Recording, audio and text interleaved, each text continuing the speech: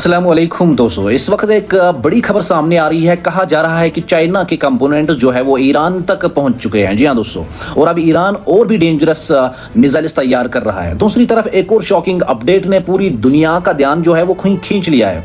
Netanyahu ने पहली बार camera पर मान लिया है कि खामनाई जिंदा है। जी हाँ दोस्तों, पहली बार ओपनली एक्सेप्ट किया गया है कि ईरान की लीडरशिप अभी भी एक्टिव है और इसी के साथ मिडल ईस्ट का टेंशन और ज्यादा बढ़ता हुआ नजर आ रहा है। हर तरफ वार की बातें हो रही है और सिचुएशन कभी भी बिगड़ सकती है। जी हां दोस्तों, रिपोर्ट्स के मुताबिक नेतन्याहू ने एक इंटरव्यू में कहा कि खामनाई किसी सीक्रेट बैंकर या हिडन लोकेशन में मौजूद है। उन्होंने यह भी माना है कि उनकी एग्जैक्ट कंडीशन के बारे में क्लियर इंफॉर्मेशन नहीं है, लेकिन वो जिंदा है। और यह स्टेटमेंट अब दुनिया भर में डिस्कशन का टॉपिक जो है वो बन गया है। दोस्तों, इस स्टेटमेंट के बाद सोशल मीडिया पर लोग एक ही सवाल पूछ रहे हैं, अगर लीडरशिप खत्म हो गई थी तो फिर ये सब क्लेम्स गलत कैसे निकले। कई दिनों से अलग अलग रिपोर्ट्स जो है वो आ रही है, लेकिन अब ऑफिशियली इस बात को एक्सेप्ट किया गया है। दूसरी तरफ इसराइल की तरफ से चाइना पर भी बड़े आरोप लगाए गए हैं। जी हां दोस्तों, कहा जा रहा है कि चाइना ने ईरान के मिसाइल्स प्रोग्राम को इनडायरेक्टली सपोर्ट किया है। जी हां, रिपोर्ट्स में यह भी क्लेम किया गया है कि मिसाइल्स टेक्नोलॉजी और सैटेलाइट डाटा के थ्रू ईरान की मदद की गई थी।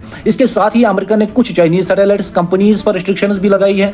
वेस्टर्न कंट्रीज का मानना है कि ईरान को मिलिट्री लेवल पर जो है वो सपोर्ट मिल रहा है, जबकि चाइना और रशिया ओपनली ईरान के साथ खड़े नजर आ रहे हैं। रशिया का रोल भी काफी इंपॉर्टेंट माना जा रहा है। रिपोर्ट्स के मुताबिक रशिया ईरान को डिप्लोमेटिक और स्ट्रेटेजिक गाइडेंस दे रहा है, यानी एक तरफ अमेरिका और इजराइल है और दूसरी तरफ ईरान के सपोर्ट में रशिया और चाइना का ब्लॉक जो है वो मजबूत दिख रहा है। दोस्तों, स्ट्रेट ऑफ हॉर्मुज को लेकर भी टेंशन अपने पीक पर पहुंच चुका है। ईरान की नेवी हाई अलर्ट पर और रिपोर्ट्स में बताया जा रहा है कि ड्रोन्स और मिसाइल फुल्ली रेडी मोड में रखे गए हैं। ईरानियन कमांडर्स ने वार्निंग दी है कि सिर्फ ऑर्डर का जो है वो इंतजार है। इधर डोनाल्ड ट्रंप ने भी सोशल मीडिया पर एक एग्रेसिव पोस्ट शेयर की है, जिसमें ईरान की नेवी को टारगेट करते हुए वार्निंग दी गई। जवाब में ईरान ने भी स्ट्रॉन्ग रिएक्शन जो है वो दिया है और एआई जनरेटेड विजुअल्स के जरिए मैसेज दी, अगर अटैक हुआ तो उसका जवाब बहुत बुरा होगा। अब सिचुएशन ऐसी बन चुकी है जहां दोनों साइड्स ओपनली एक दूसरे को वार्निंग दे रहे हैं। मिसाइल सिस्टम एक्टिव है, नावल मूवमेंट्स बढ़ चुकी हैं और पूरी दुनिया की जो नजर है वो मिडल ईस्ट पर जो है वो